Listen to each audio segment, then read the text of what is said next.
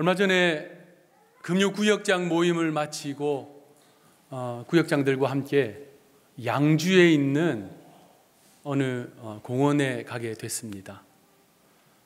가보니까요, 그곳에는 가을 꽃들이 만발하게 피어 있었습니다. 형형색색의 꽃들이요, 온 동산에 가득했습니다.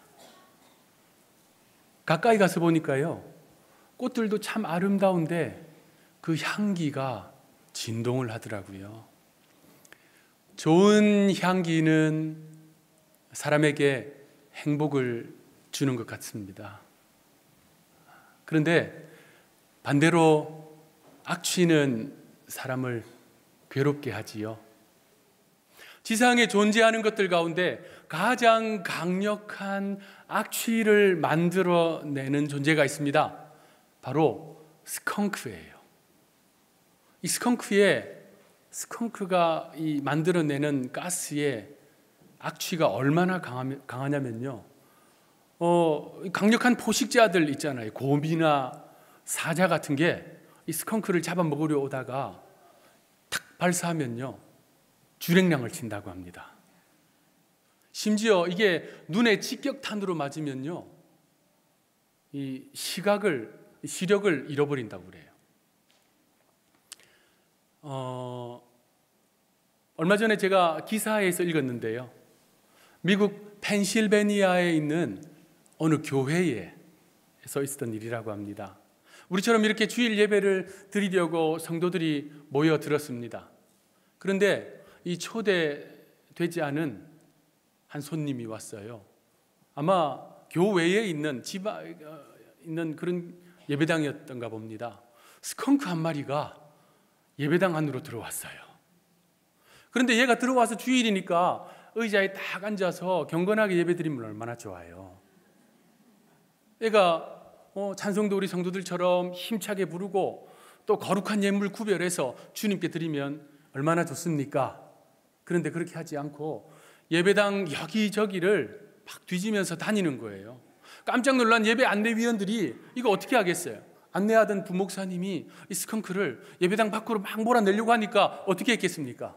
교회에다가 그냥 거사를 치러버렸습니다. 스컹크의 이 방귀가 얼마나 강력한지 그로부터 4주간 교회를 폐쇄했습니다. 예배를 드릴 수가 없는 거예요. 그 기사 끝에 기자가 이렇게 기사를 마무리합니다. 스컹크 때문에 한 달 동안 예배 드리지 못했으니까 하나님이 이것은 용서하시겠지요. 여러분, 이 스컹크의 이 가스의 악취의 위력이 이렇게 대단합니다. 그런데 문제는 교회 안에 스컹크 교인이 있다는 것입니다. 누가 스컹크 교인일까요? 하나님을 경외하지 않는, 하나님을 두려워할 줄 모르는 명목상의 그리스도인들이 스컹크 교인입니다. 자, 우리 옆에 성도들 한번 바라보시면서 손 한번 잡아주시면서 그윽한 눈빛으로 눈을 마주치면서 한번 이렇게 물어봅시다. 권사님, 집사님 보시기에 제가 스컹크요? 아니요? 물어보세요.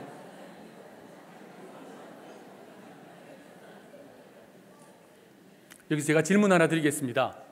여러분, 스컹크의 이 방귀의 위력이 이렇게 강한데 정작 스컹크 자신은 자신의 그 가스를 어떻게 생각할까요? 싫어할까요? 아니면 좋아할까요? 아니면 아무 생각이 없을까요? 스컹크는요, 아무 생각이 없대요. 그러거나 말거나 상관없이 그냥 그대로 가스를 배출한다고 합니다. 제가 대학 다닐 때 저희 동기 선배 이렇게 기독교 동아리에서 함께 활동한 5명이 함께 자취를 했습니다. 그런데 그 중에 한 명이 이 스컹크 같은 사람이 있었어요. 시도 때도 없이 장소도 없이 식탁에서도 그냥 막 실례를 합니다. 그러면서 꼭 하는 이야기가 있어요. 아마 여러분들도 다 들어보셨을 건데, 내 방구는 냄새 안 나. 들어보셨어요? 그런 말 하시나요? 본인은 몰라요. 옆 사람은 바짝바짝 말라 죽어가는데 정작 본인만 모릅니다. 고린도후서 2장 16절에 이런 말씀이 있습니다. 이 사람에게는 사망으로부터 사망에 이르는 사망의 냄새가, 저 사람으로부터는 생명으로부터 생명에 이르는 생명의 냄새가 난다. 사망의 냄새와 생명의 냄새가 분명히 있다는 겁니다. 사도 바울이 서신을 쓴 것은 불신자들에게 쓴 게 아니에요. 고린도 교회 성도들을 향해 쓴 글입니다.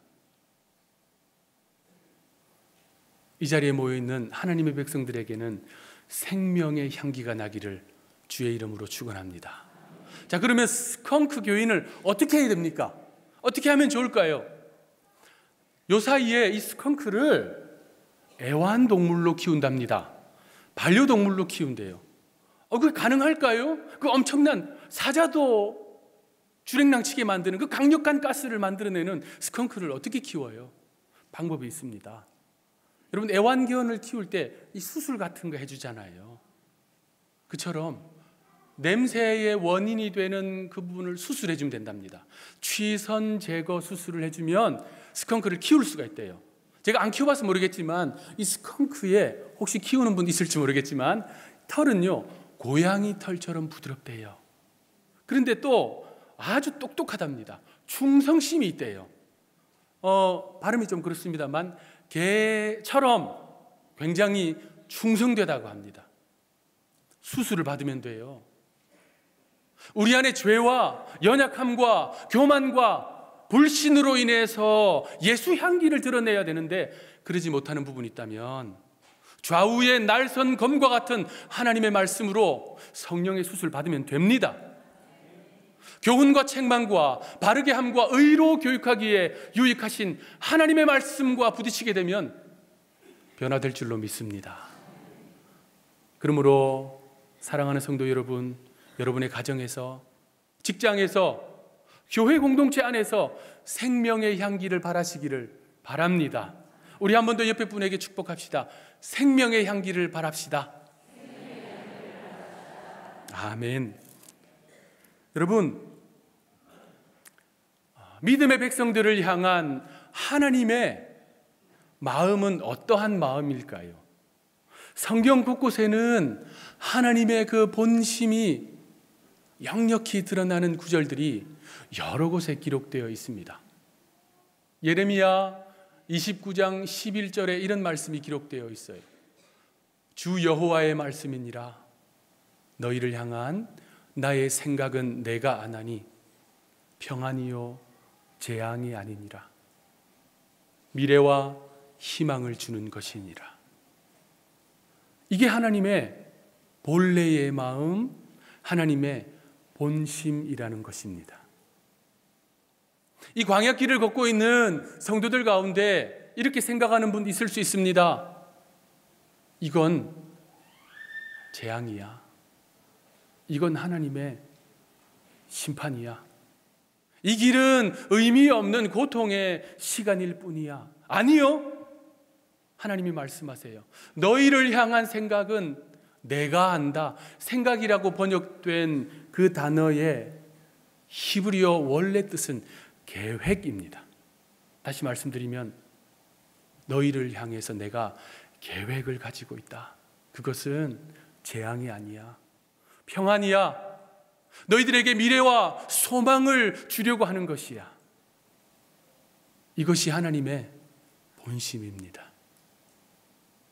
그러므로 하나님의 이 본심을 안다면 이 광야를 대하는 우리의 자세가 어떠해야 할지, 이 길을 걸어가는 우리의 발걸음이 어떠해야 할지 분명해집니다. 오늘 본문도 우리를 향한 하나님의 본심이 그대로 드러나는 구절입니다. 오늘 본문은요, 우리보다 앞서 광야길을 걸어간 광야 선배 이스라엘의 이야기입니다. 본문 22절에 보니 여호와께서 모세를 부르시고 모세에게 말씀하세요. 우리 교회에 이러한 일이 늘 있기를 바랍니다. 하나님이 세우신 영적 지도자들에게 하나님이 늘 그 입술에 말씀을 담아주시고 그 말씀을 선포하는 은혜의 제단 되기를 간절히 바랍니다. 우리 담임 목사님 입술에 하나님께서 늘 생명의 말씀을 담아주시고, 우리 부목사들, 또 교육부에서 수고하시는 우리 전도사님들, 말씀을 맡은 종들인데 그들에게 주께서 말씀을 허락하여 주시기를 간절히 바랍니다. 이 일을 위해서 우리 성도들 합심해서 기도해 주셔야 할 줄로 믿습니다. 하나님이 모세를 부르셨어요. 그리고 그에게 말씀하십니다. 그 말씀의 내용이 오늘 본문에 기록되어 있습니다. 23절에 보니 아론과 그의 아들들에게 말하여 이르기를 너희는 이스라엘 자손에게 이렇게 축복하라 라는 말씀입니다.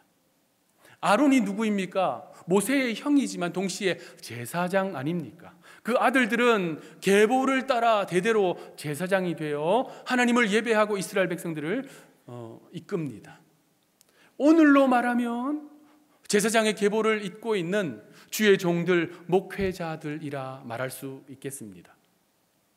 하나님이 모세를 통해 아론의 입술에 그 말씀을 담아주셨습니다. 그 말씀은 오늘 본문에 세 가지 축복으로 기록되어 있습니다. 첫 번째 하나님이 주시는 축복은 복입니다. 오늘 본문 24절에 여호와는 내게 복을 주시고 라고 기록되어 있습니다. 늘 하나님의 그 복이 여러분의 삶에 넘치기를 축원합니다. 여러분, 성경에요, 창세기에서부터 요한계시록까지 성경 66권 전체에 저주라는 말이 많을까요? 복이라고 하는 말이 많을까요? 예, 성경을 많이 읽으신 분들은 이렇게 즉각적으로 대답하십니다. 저주라고 하는 단어는 신구약 전체에 약 한 170번 정도 나옵니다. 그 중에 하나님이 이스라엘을 괴롭히는 이방 민족들, 불순종하는 사람들에게 선포하신 내용은 약 100여 번 정도 됩니다. 그런데 복이라고 하는 단어, 축복 이런 거 다 빼고요, 그냥 복만 해도 약 990번이 넘습니다. 대부분의 하나님이 자신의 백성들을 향해서 복을 선포하는 말씀이에요. 그러니까 저주보다는 복이 10배 정도가 많다는 이야기입니다. 이게 하나님의 본심이에요. 그래서 이 구절의 배경은 이스라엘이 본격적으로 이제 광야 행군을 하고 있는데 하나님이 공식적으로 제사장을 통해 이스라엘 백성들에게 선포하시는 말씀입니다. 그 중에 첫 번째가 바로 복이라는 말씀입니다. 그런데 이 구절의 복은 매우 특별한 단어가 사용되었습니다. 우리로 보면 그냥 복, 구약에도 나오고 신약에도 나오는 복 같은데 이 구절은 히브리어 원어를 살펴볼 필요가 있습니다. 히브리어로 어떤 단어가 사용되었냐면요, 한번 따라합시다. 베라카라고 하는 단어가 사용되었습니다. 베라카가 무슨 뜻이냐면요, 저도 모태신앙으로 지금까지 믿음의 길을 가고 있고 신앙생활 오래 하신 분들, 교회에서 직분을 받아 열심히 봉사하시는 분들은 복하면 첫 번째로 떠올리는 그 복은요, 영적인 복, 신령한 복, 하늘의 복, 거룩한 복, 이런 복들을 떠올려요. 그런데 이 복은 그런 복이 아닙니다. 성도들이 기도할 때에 하나님 물질의 복 주십시오 이런 기도를 하면 마치 수준이 낮은 것처럼 어떻게 저런 걸 구하지, 신령한 복부터 구해야지 라고 하시는 분들 있습니다. 그런데 이 복 베라카는 현세의 복입니다. 물질의 복, 건강의 복, 떡반죽 그릇이 복을 받고 여러분이 심은 것을 30배, 60배, 100배 결실을 얻는 것, 오늘날 말로 하면 여러분이 강건하고 자녀손들이 잘 되고 자녀들이 직장에 취직이 턱턱 되고 승진이 되고 통장에 잔고가 있고, 왜 광야길을 가는 이스라엘 백성들에게 하나님이 첫 번째로 말씀하시면서 신령한 복을 말씀하지 않고 현세의 복을 말씀하셨을까요? 묵상하면 어렵지 않게 이해할 수 있습니다. 저도 초등학교 다니는 두 아이를 키우고 있는 아버지입니다만, 초등학생들이니 무슨 철이 있겠습니까? 아빠에게 자기의 마음에 있는 것을 가감없이 요구합니다. 이거 해주세요, 저거 해주세요, 어떻게 해주세요, 저렇게 해주세요. 언제 처리될지 잘 모르겠지만, 그런데 그 아이를 보면서 드는 이 아비의 마음은, 여기 자녀들 두시고 손자녀들 두신 성도들이신데요, 어떤 마음이에요? 이게 이 아이에게 해가 되고 독이 되지 않는 한 부모는 어떻습니까? 해주고 싶지요. 능력이 닿는 한 해주고 싶은 것이 부모의 마음입니다. 마른 막대기와 같은 이 육신의 아비도 이런데 우리 하늘 아버지는 어떠실까요? 이스라엘 백성들은 지금 광야길을 걷고 있습니다. 광야가 뭐 하나 제대로 시원하게 있는 것이 있습니까? 물도 없어요. 먹기도 불편해요. 잠자리가 하루 편하겠습니까? 그들이 노예의 신분에서 자유의 신분으로 나왔지만 달라진 것이라고는 없습니다. 오히려 더 불안합니다. 그들은 외세로부터 침입당할 그 불안함 가운데 광야길을 걷고 있는 거예요. 실제로 여러 번 침입을 받고 백성들이 죽기도 했습니다. 그런데 그들이요, 하나님의 말씀을 따라, 모세의 지도에 따라 애굽에서 나와 광야길을 걷고 있는 거예요. 하나님 아버지께서 보실 때에는 그들에게 복을 주고 싶으신 겁니다. 경작할 땅도 없고 송곳 하나 꽂을 땅이 없는 그 광야길을 걷고 있는 그들에게 하나님은 베라카의 복을 주시고 싶은 것이에요. 이것이 아버지의 마음입니다. 여러분의 삶과 가정과 인생의 지경에 베라카의 복이 있기를 주님의 이름으로 축원합니다. 둘째로, 하나님께서 주시는 축복은 은혜입니다. 오늘 본문 25절에 보니 여호와는 그의 얼굴을 내게 비추사 은혜 베푸시기를 원하며. 하나님은요, 당신의 백성들에게 은혜를 주시는 분입니다. 우리가 은혜를 생각할 때에 일반적으로 생각하게 되는 의미는 신약에 주로 사용되는 헬라어로 카리스, 값없이 주시는 선물이라는 뜻으로 은혜를 생각합니다. 그런데 이 단어, 오늘 본문에 나오는 은혜는 좀 특별한 단어입니다. 성경에서 용례가 흔치 않는 단어예요. 히브리어 원어로 볼 필요가 있는데 어떤 단어가 사용되었냐면요, 한번 따라 합시다. 하난이라고 하는 단어가 사용되었어요. 하난의 이 단어 자체의 의미는 뭐냐면요, 허리를 구부려서 그 어깨를 잡아주다라고 하는 의미입니다. 광야길을 걷고 있는 이스라엘 백성들이 아론을 통해서 이 말씀을 들었을 때에, 아론이요, 여호와께서 여러분들에게 하난을 주십니다 라고 이야기했을 때 이스라엘 백성들은 깜짝 놀랐을 거예요. 왜냐하면 이 단어가 담고 있는 의미가, 그 무게감이 있기 때문입니다. 하나는요, 왕권과 관련 있는 단어입니다. 이스라엘 백성들이 430년간 애굽에서 노예였습니다. 종이었다는 말입니다. 그런데 이 단어는 그들에게 아마 충격적으로 와닿았을 거예요. 이스라엘 백성들의 시대가 지금으로부터 4,000년 전이라 볼 수 있습니다. 그렇게 길게 볼 것도 없이 그냥 우리나라 역사, 지금으로부터 500년 전 조선시대를 한번 생각해 봅시다. 저기 조선의 정궁이 경복궁 아닙니까? 경복궁 광화문을 통과해서 들어가면요, 왕의 집무실 근정전이 있습니다. 얼마나 높은 곳에 있어요? 아마 다 가보셨을 거예요. 그 높은 곳 안으로 딱 들어가면요, 왕이 앉아있는 보좌가 있습니다. 그 뒤에는요, 조선의 왕을 상징하는 1월 오봉도가 착 펼쳐져 있어요. 그 앞에는 만조백관이 공손히 손을 모으고 고개를 숙이고 있습니다. 그런데 백성이 왕을 찾아뵈어야 할 때 아련한다고 그러지요. 찾아뵈어야 할 때 어떻게 할까요? 일반 백성은요, 광화문 안으로 들어오는 것도 쉽지 않습니다. 그런데 종과 노예는 불가능하다 생각하시면 됩니다. 그런데 일단 들어왔어요. 그러면 근정전 안으로 왕 가까이 가나요? 아닙니다. 저 끄트머리에 박석이 깔려있는 장소에 무릎 꿇고 엎드려야 됩니다. 부복한다 그러지요. 두 손을 바닥에 대고 고개를 숙이고 엎드려 있습니다. 왕이 행차해도 어떻게 합니까? 길가로 다 가서 이렇게 엎드리고 있는 것이죠. 그러면 왕이 고개를 들라 하면 고개를 들 수 있지요. 왕이 고개를 들라라고 말하지도 않았는데 고개를 드는 것은 왕에게 반역하거나 왕을 시해할 의도가 있다라고 판단되기도 합니다. 그런데 이 하난이라고 하는 단어는요, 왕이 그 보좌에서 내려와 엎드려 부복하고 있는 백성 가까이 와 그 어깨를 잡아 일으켜 주는 것, 이게 하나님입니다. 그들은 400년 동안 뼛속까지 노예였어요. 그들에게 있어 왕은, 권력자는 눈도 마주칠 수 없는 애굽의 바로였습니다. 그런데 하나님은 그보다 더 높으신 분이잖아요. 그 하나님이 높고 높은 보좌에만 계신 분으로 생각했어요. 우리는 낮고 천한 존재라 생각했습니다. 그런데 하나님의 은혜가 선포되었습니다. 그 하나님이 높은 보좌에만 계신 것이 아니라 우리의 삶의 자리로 내려오셨다는 것입니다. 우리에게 가까이 오셨다는 것입니다.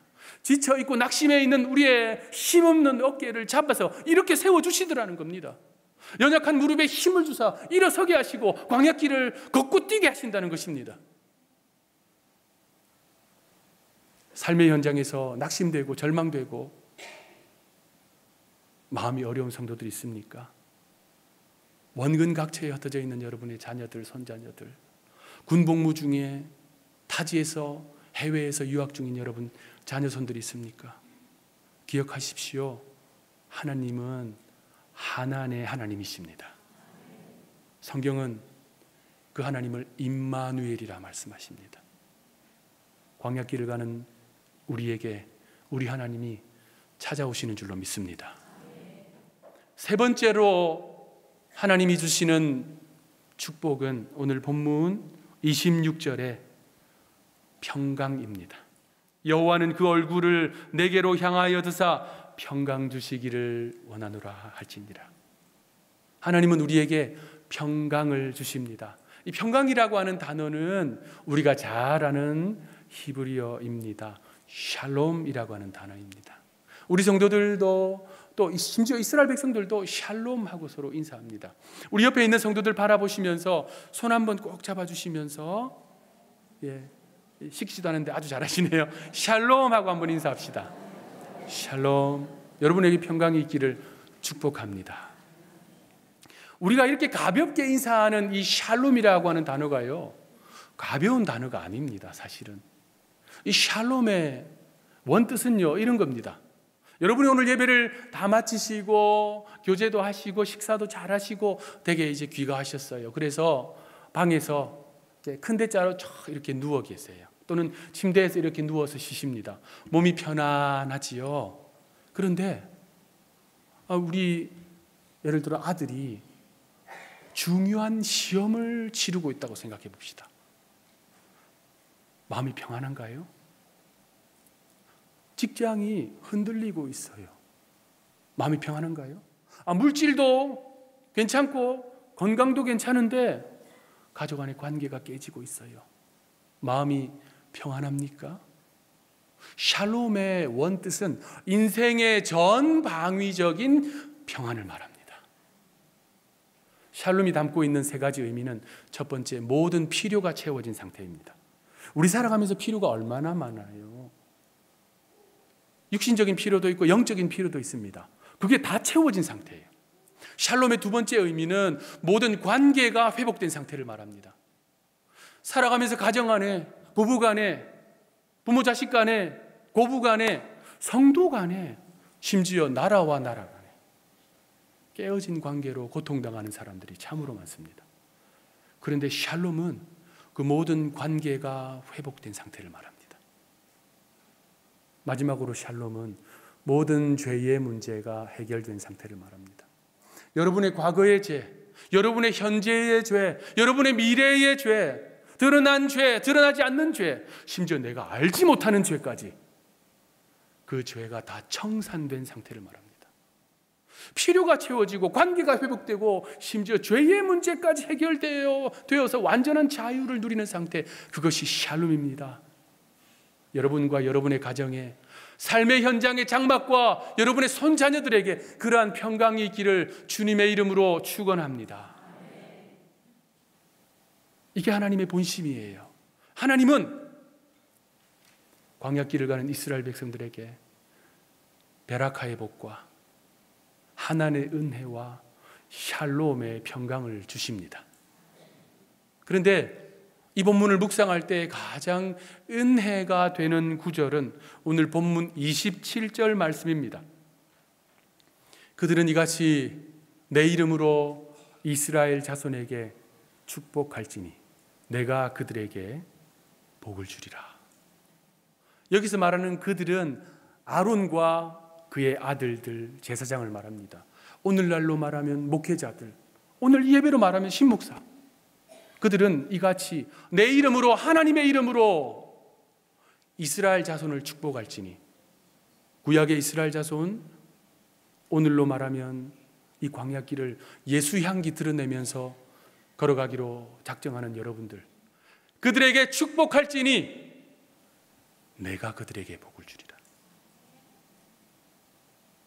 말씀을 전하는 목사가 복을 주는 게 아닙니다. 축복이란 말은 복을 빌다라는 뜻이지요. 하나님, 기록된 말씀으로 선포하오니 복을 주옵소서. 야, 너는 네 입에 담아준 이 말씀을 선포해. 내가 그들에게 복을 줄 것이다. 내가 그들에게 베라카의 복도 주고 하나님의 은혜도 주고 샬롬의 평강으로 그 인생을 붙들어 줄 것이다. 누구에게요? 믿음으로 광야길을 걷는 그 이스라엘 백성들, 오늘날의 여러분들을 향해서. 사랑하는 성도 여러분, 주님이 주신 이 약속의 말씀이 여러분의 삶에 그대로 이루어지기를 구주 예수님의 이름으로 축원합니다. 주어진 말씀을 선포했으니 이 말씀을 그대로 이루실 분은 하나님인 줄로 믿습니다. 그러므로 그 하나님 붙들고 믿음으로 걸어가기로 작정하는 저와 여러분들 되시기를 구주 예수님의 이름으로 축원합니다. 기도하겠습니다. 하나님, 광야길을 걷고 있는 하나님의 백성들이 말씀으로 새롭게 되어 예수 향기 드높이며 살아가기를 작정합니다. 주님이 약속하여 주셨듯이 이들의 삶과 가정과 모든 삶의 터전에 베라카의 복을 허락하여 주옵소서. 홀로 두지 마시고 찾아오셔서 연약한 어깨를 붙잡아 이렇게 세워주시는 하나님의 은혜를 주옵소서. 평강을 주시되 삶의 전방위적인 평강이 이들의 삶에 있게 하여 주옵소서. 그래서 이 광야길을 기쁨으로 찬양하며 춤추며 뛰어갈 수 있는 저희들의 삶이 되게 하여 주옵소서. 구주 예수님의 이름으로 기도하옵나이다. 아멘. 이제는 우리 구주 예수 그리스도의 은혜와 하나님 아버지의 사랑과 성령의 교통하심이, 주님이 약속하여 주신 이 은혜의 말씀을 붙들고 광야길을 믿음으로 걸어가기로 결심하는 주의 백성들과 삶의 터전과 하나님의 교회 위에 이제로부터 영원토록 함께하옵시기를 간절히 축원하옵나이다. 아멘.